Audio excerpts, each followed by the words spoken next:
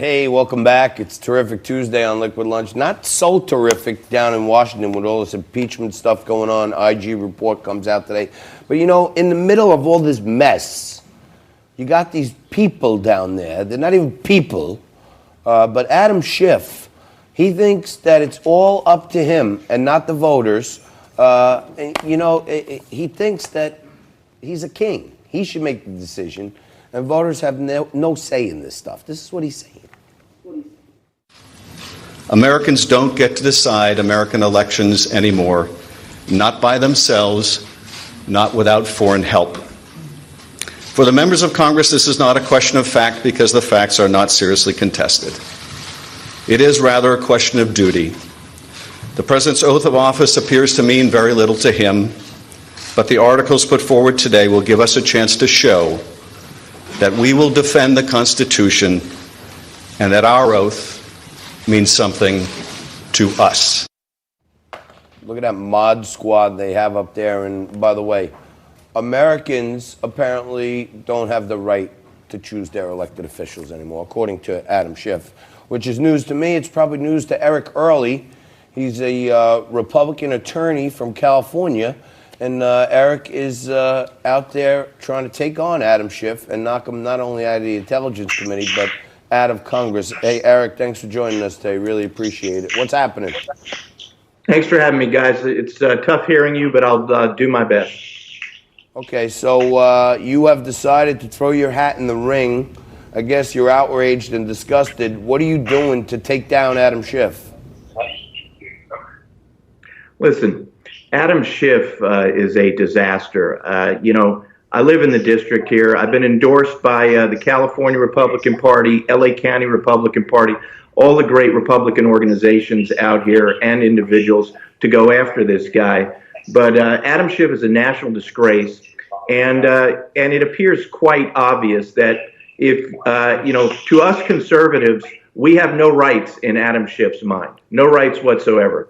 And so I'm running to do what is needed to send this guy into permanent political retirement. Unfortunately, this is the district that put Adam Schiff on the map, and this is the only district in the country can vote him out. And so I need everybody's support, but we got a great campaign going.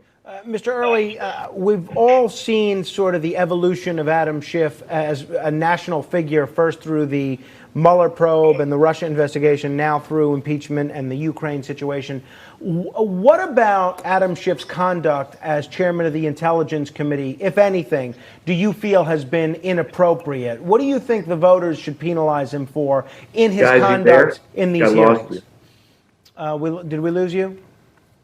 I lost him. All right, he's not able to hear us. We lost so our we'll try and have Mr. Early We'll get Eric Early back on at another time. But let me we need people to stand up to these guys. Yeah, well, it's nice. Unfortunately, so many elections, not just for Congress, but for state legislature and a host of local offices, are decided without any opposition. Right. So it's great to see him giving the voters a choice. Yep. Let's play a little bit more of Adam Schiff's remarks right before we went on air today. If we could play SOT 6 of him talking about the president's misconduct and how incredibly overwhelming it is. This was Adam Schiff earlier today, right after Gerald Nadler spoke. Give a listen.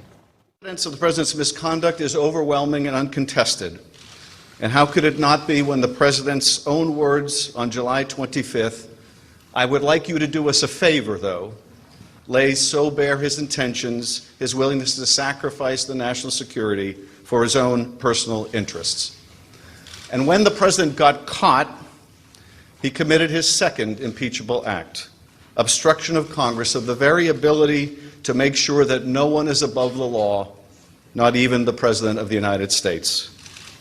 The evidence is every bit as strong that President Trump has obstructed Congress fully, without precedent, and without basis in law. If allowed to stand, it would decimate Congress's ability to conduct oversight of this president or any other in the future. That guy looks serious. I mean, not one person through all these hearings have come in and said, yes, the president told me we are not giving them aid unless they investigate Joe Biden. So they got to stop with the political semantics, Frank. He didn't ask them to investigate a political rival. He's got 12 or 15 political rivals in the Democratic Party. And if you ask me, Joe Biden's not the top one. He asked them to investigate corruption, and he has every right to do that in a conversation with another newly elected world leader. I'm getting sick of this guy, Schiff. Maybe Eric Early could take him down or something, Frankie. Well, it's going to be interesting. That's going to be a district that's very tough. It's solidly Democrat. I think if Adam Schiff's going to be defeated, it's probably going to be by another Democrat. It's going to be very tough for a Republican to break free. But hey, you never know. So we need a primary opponent for Well, him. the way California does it, there are no real primaries. Everybody runs on the same ballot, and then the top two candidates advance to the general. So you usually wind up with two Democrats Fighting it out. Yeah, in the general election. Got it. All right. Well, maybe they should go to ranked choice voting over there. Wouldn't that be something? That would be helpful. And there was just going out of this segment, I don't tend to agree with Hollywood folk like Michael Douglas, but I want to highlight it a little more tomorrow. But Michael Douglas came out with this amazing new idea to start a federal anti-corruption act, which would, increase voter choice, adopt ranked choice voting across the country.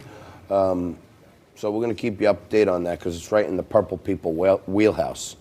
We'll take a quick break now, Frankie. Yeah, absolutely. We should take a break? Well, let's take a normal-sized break. Doesn't have to be All quick. right, let's not take a bite size. Let's take a normal size break. We're going to keep it going. In hour two, we'll have Fernando Cabrera here talking about Alexandria Ocasio-Cortez and one of my favorites, Bill Cortez and Josh Kravitz, a team I don't know that's been together before, but they will be today as they mix it up in hour two. We'll take a quick break. Be back right after this.